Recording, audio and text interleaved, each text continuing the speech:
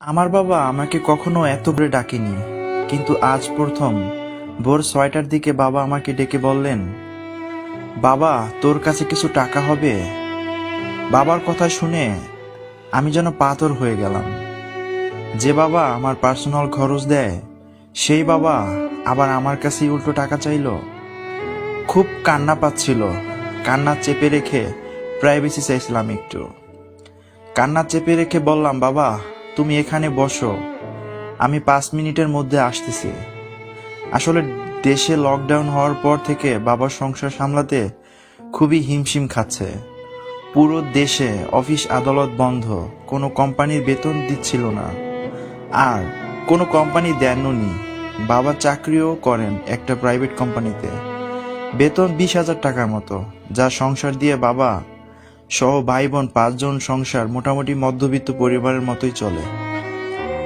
এপ্রিলের 4 তারিখে বাবার বেতন পাওয়ার কথা ছিল, তার আগে অফিসটা বন্ধ হয়ে গেল, আর কোম্পানিও মাস শেষ হয়নি বলে বেতনটাও দেননি।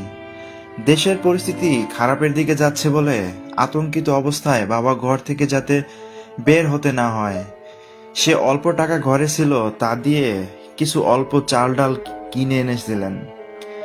তা সব 10 দিনের আগেই শেষ হয়ে গেল।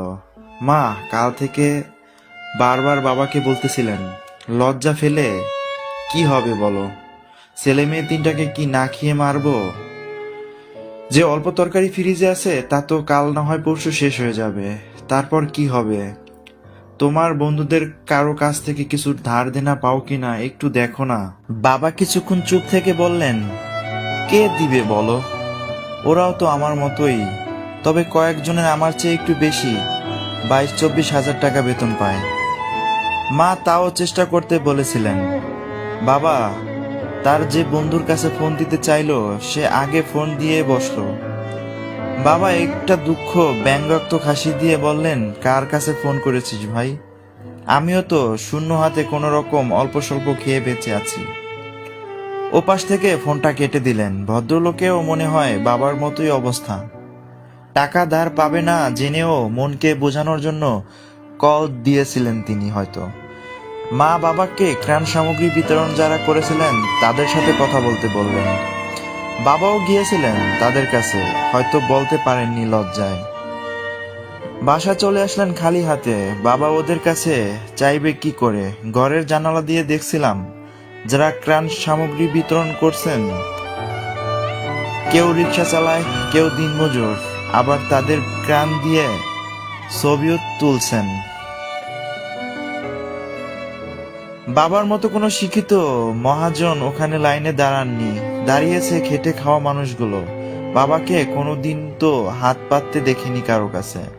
এমন অভাবের দিনে সংসারের আশায় আসবে সেটাও কখনো জানতে পারিনি। ওয়াশরুমে কল ছেড়ে দিয়ে অনেকক্ষণ কেঁদেছিলাম। বাবার কাছে আবার আসলাম। বাবা অসংকোচ বোধ করছেন তা বুঝছিলাম ভালো মতো। প্রায় 5 বছর আগে কেনা মোবাইলটা বদলিয়ে 22-25 হাজার টাকা দামি একটা মোবাইল কিনবো বলে খরচের টাকা জমিয়ে জমিয়ে ব্যাংকের ভিতরে জমাচ্ছিলাম। সেটা ছিল মাটির ব্যাংক।